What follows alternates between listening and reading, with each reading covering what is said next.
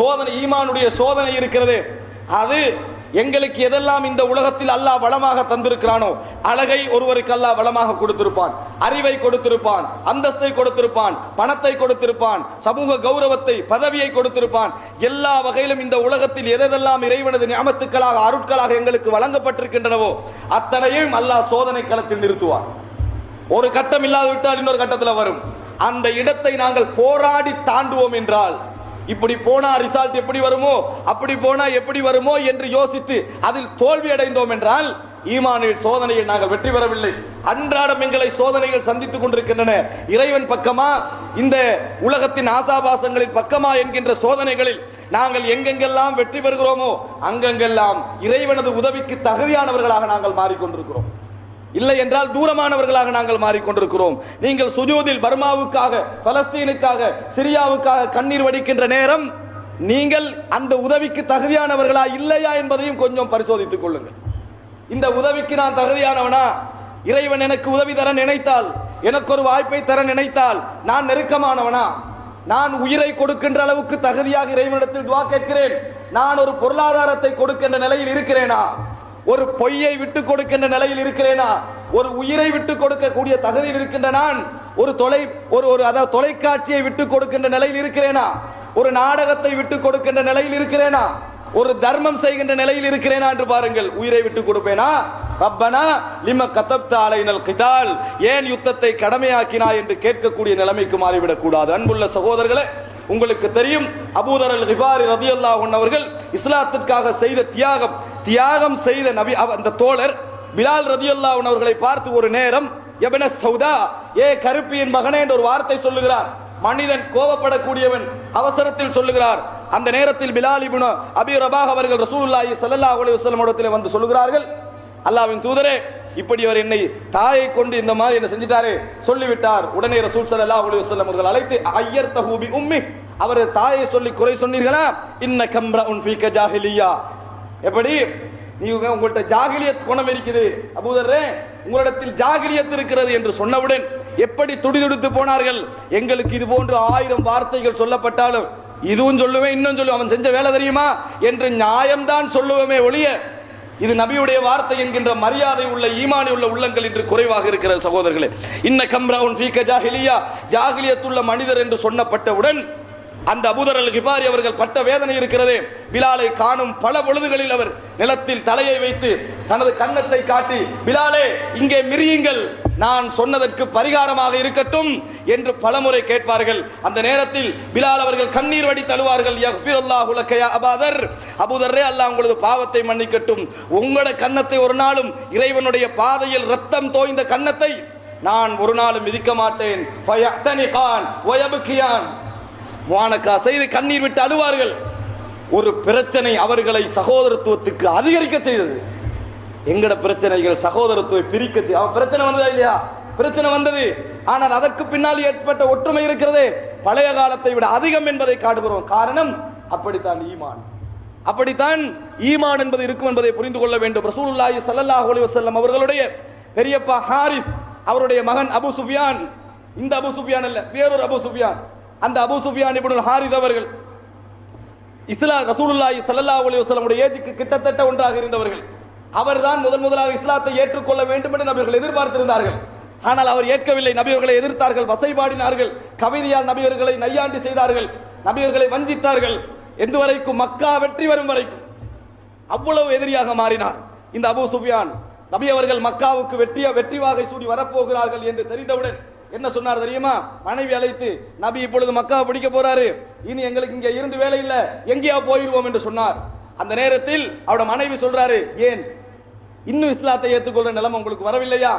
ஏற்றுக்கொண்டால் என்ன என்று கேட்டார்கள். உள்ளத்திற்குள் ஈமான் நுழைகிறது. நுழைந்த அடுத்த கணம் அவர்கள் மாறிய மாற்றங்கள் இருக்கிறதே சகோதரர்களே, வரலாற்றில் ஆச்சரியமிக்க பதிவுகள் சகோதரர்களே. அவர்கள் ரசூலுல்லாஹி ஸல்லல்லாஹு அலைஹி வஸல்லம் அவர்களை ஈமான் கொள்ளுவோம் என்று நினைத்த அந்த நிமிடத்தில் இருந்து முடிவெடுக்கிறார். தன் மகனை முகீரா அல்லது நௌஃபல் அல்லது ரபியா, மூன்றில் ஒரு மகனை அழைத்துக் கொண்டு அவர் மதீனாவுடைய ரசூலுல்லாஹி ஸல்லல்லாஹு அலைஹி வஸல்லம் மதீனாவிலிருந்து மக்காவுக்கு வந்து கொண்டிருக்கிறார்கள். அபுவா என்ற இடத்திலே வைத்து அவர்களை சந்திக்கிறார்கள். சந்திப்பதற்கு முன்னால் இவர்கள் எங்களை கண்டுவிட்டால் கொலை செய்து விடுவார்களோ, நான் பரம எதிரியாக இருந்திருக்கிறேன் என்ற பயத்தின் காரணமாக ஒளிந்து ஒளிந்து என்ன செய்கிறார்கள், ரசூலுல்லாஹி ஸல்லல்லாஹு அலைஹி வஸல்லம் இருக்கின்ற இடத்தை தேடி வருகிறார்கள். நபியவர்களுக்கு முன்னால் வந்து நிற்கிறார்கள். இவர்களையும் நபியர்கள் மன்னித்து விடுவார்கள். ஆனால் தனது குடும்பத்தில் தனக்கு சார்பாக தனது நம்பிக்கையை நேர்மையை பார்த்து நின்ற ஒருவர் என்னை வசைபாடினார் என்று நினைக்கின்ற நபியுடைய உள்ளத்தில் ஆத்திரம் எழுகிறது. நபியர்கள் முகத்தை திருப்பிக் கொண்டார்கள். அந்த பக்கத்தால வாராரு, இந்த பக்கம் திருப்பி கொண்டாங்க. முன்னால வராரு, குனிந்து கொண்டார்கள். நபியர்கள் பார்க்க விரும்பவில்லை. இவ்வளவு நாளும் அகங்காரமோடு இருந்தவர், நான் இஸ்லாத்துக்கு வந்திருக்கிறேன், இதனடா முகத்தை திருப்பிக்கின்றார் என்று சொல்லி ஓடவில்லை. ஈமான் சகோதரர்கள் வந்து உண்மையாக வந்துட்டாங்க. அவர் தடுமாறுகிறார். கடைசியில் அன்சாரிகள் முகத்தை திருப்பிக்கிறாங்க, முஹாஜிரின்கள் முகத்தை திருப்பிக்கிறாங்க. இதன் காரணமாக ஒரு அன்சாரி என்ன செய்யறாருன்னா, இப்படி இப்படி எல்லாம் இருந்த நீதானே முதலா இஸ்லாத்துக்கு வந்திருக்கணும் என்றெல்லாம் கண்டிக்க ஆரம்பித்தவுடன் அந்த அவமானத்தை தாங்க முடியாமல் அப்பாஸ், அதாவது தனது பெரியப்பா அல்லது சாச்சாவிடத்தில் மறுபடி போறார். போய் அவர், அதாவது ரசூல் ஸல்லல்லாஹு அலைஹி வஸல்லம் இஸ்லாத்தை ஏற்று வந்திருக்கிறேன், அவர் முகத்தை திருப்புவானான்னு சொல்லுங்க, என்னைய கொஞ்சம் பார்க்க சொல்லுங்கள், மன்னிக்க சொல்லுங்கள் என்று கெஞ்சுகிறார்கள். அப்பாஸ் எல்லாம் சொல்லுகிறார்கள், நபி அவர்களுக்கு மேலாக நான் எதுவுமே இந்த இடத்துல என்ன செய்ய முடியாது. அடுத்தது எப்படி ரசூல் ஸல்லல்லாஹு, அபூ சுஃபியான், அலி, முஹம்மத் இவங்க எல்லாம் ஒரே தரத்தில் உள்ளவங்க, ஒரே தந்தைமாருடைய பிள்ளைகள், அதாவது பெரியப்பா சாச்சாவுடைய பிள்ளைகள். அதனால் அலி ரலியல்லாஹு அன்ஹு போறாங்க, போய் பேசுங்க ரசூல் அங்கட்டேன்றாங்க. முடியாது, நபி அவர்களுடைய வார்த்தைக்கு மேலால் எனக்கு மேலதிகமாக பேச முடியாது என்கிறார்கள். அன்புள்ள சகோதரர்களே, கண்ணீர் வடிக்கிறார்கள், அழுகிறார்கள். கடைசியில் போய் சொல்லுகிறார்கள், அந்த அன்சாரியுடைய பேச்சை நிறுத்துமாறு சொல்லுங்கள், அவர் அனைவரையும் எனக்கு எதிராக திருப்புகிறார் என்று சொன்னாங்க. கடைசியில் அவர்கிட்ட பேசி அவரை வாய மூட வச்ச ரசூலுல்லாஹ் பேசவே இல்லை. மக்காவுக்குள் நுழைகிறார்கள் ரசூலுல்லாஹி ஸல்லல்லாஹு அலைஹி வஸல்லம் அவர்கள், கூடாரம் அடிக்கிறார்கள். கூடாரம் அடித்த நேரத்தில் அங்க ரசூல் ஸல்லல்லாஹு அலைஹி வஸல்லம் எப்ப வெளியே வருவாங்களோ அவருடைய கருணை பார்வை தன்னை பற்றி வர வேண்டும் என்பதனால் தன் குழந்தையோடு முன்னால போய் நிற்பாங்க, தன் பிள்ளையோடு முன்னால போய் நிற்பாங்க. நபி அவங்க வெளியே வந்தனே அவரை தான் முதலா காணுவாங்க, பார்க்க மாட்டார்கள் ரசூலுல்லாஹி ஸல்லல்லாஹு அலைஹி வஸல்லம், முகத்தை திருப்பிக் கொள்வார்கள். பல முறை பல கூடாரங்களுக்கு முன்னால் அப்படியெல்லாம் நிற்கிறார், சரிவரவில்லை.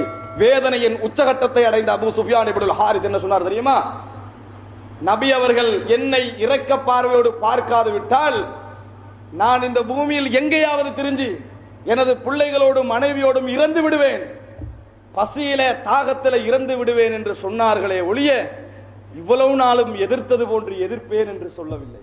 அன்புள்ள சகோதரர்களை, ஈமான் எப்படி அவர்களுடைய உள்ளத்திலே தாக்கம் செலுத்தியிருக்கிறது பாருங்கள். கடைசியில் ஹுனைன் யுத்தம், நபி அவர்கள் அதுவரைக்கும் பார்க்கல. ஹுனைன் யுத்தத்தில் அரபுகள் முடியுமான அளவுக்கு கிரௌடை திரட்டி தக்கீபுடைய தலைமையில் யுத்தம் செய்தார்களே ஹுனைன் என்ற இடத்தில், அந்த இடத்தில் நிறைய முஹாஜிர்கள் நிறைய அன்சார்கள் வெறுண்டு திரும்பி ஓடினார்கள். திரும்பி ஓடுகின்ற நேரத்தில் நபி அவர்கள் அந்த நேரத்தில் பார்க்கிறார் அபூ சுஃபியான், பார்த்து விட்டு சொல்ற அந்த கிரௌட பார்த்துட்டு, இதுதான் நாள், நான் இவ்வளவு காலம் இஸ்லாத்திற்கு எதிராக செய்த அநியாயங்கள் அட்டூழியங்களுக்கு பரிகாரம் கொடுக்கின்ற நாள், நான் இன்று மரணிக்க போகிறேன். இன்னி லஉஹிப்பு அன் அமூத தூன ரசூலில்லாஹி ஸல்லல்லாஹு அலைஹி வஸல்லம், நபி அவர்களை பாதுகாத்து நான் மரணிக்க ஆசைப்படுகிறேன் என்று சொல்லி நபி அவர்களுக்கு பக்கத்தில் முன்னோறிக்கொண்டே போனார்கள். எல்லோரும் ஒதுங்குகின்ற நேரத்தில் வலதுபுறத்தில் அப்பாஸ் ரலியல்லாஹு அன்ஹு அவர்கள், இடதுபுறத்தில் அபூ சுஃபியான் இப்னுல் ஹாரிஸ் நபி அவருடைய ஒட்டகத்தை பிடித்துக் கொண்டிருக்கிறார்கள்.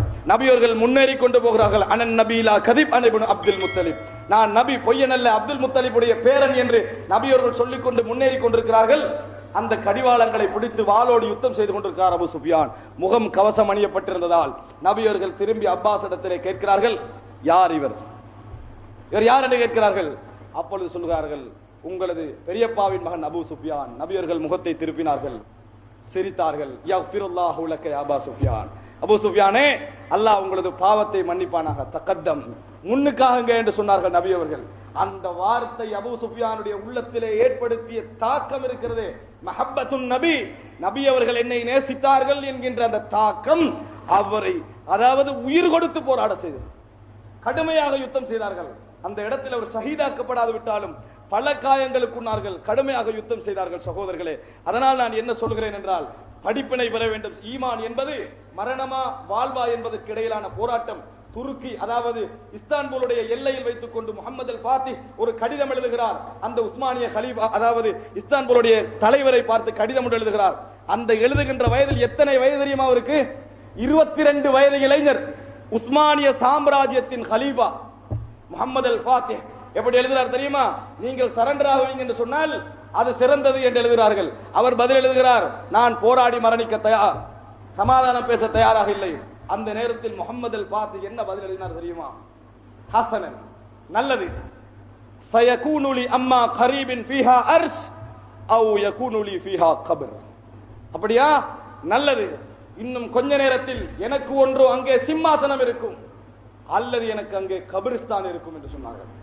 ரெண்டில் ஒன்று என்று சொல்லி யுத்தம் செய்த வரலாற்று பதிவுகள் ஈமானிய அடையாளங்களை தான் காண முடிகிறதே ஒழிய அவர்களது உள்ளத்திலே இறைவன் மீது வைத்திருந்த அசைக்க முடியாத நம்பிக்கையை தான் காண முடிகிறதே ஒழிய இந்த காலத்தில் அதை எங்களால் வெளிப்படையாகவும் காண முடியவில்லை, செயல்பாடுகளிலும் காண முடியவில்லை என்பதுதான் உண்மையாக இருந்து கொண்டிருக்கிறது. அன்புள்ள சகோதரர்களே, நாங்கள் மற்றவர்களை திருத்துவதற்கு முன்னால் நான் என்னை, நீங்கள் உங்களை இந்த மாற்றத்தின் பக்கம் நடைபோட வைப்போம் என்றால், சோதனையான கட்டங்களில் எங்களை கொஞ்சம் அடையாளம் கண்டுகொள்வோம் என்றால், அல்லாஹ்வுடைய உதவிக்கு நாங்கள் பிரார்த்தனை செய்கின்ற பொழுது மிகவும் தகுதியானவர்களா இல்லையா என்று நாமே எம்மை பரிசோதித்துக் கொள்ளலாம். அப்படிப்பட்ட நல்ல மனமுள்ள, ஆர்வப்படக்கூடிய, உள்ளமுள்ள, இறைவனுக்காக போராடக்கூடிய மனதுள்ள மக்களாக என்னையும் உங்களையும் அல்லாஹ் ரப்புல் ஆலமீன் ஆக்கியருள் புரிவானாக.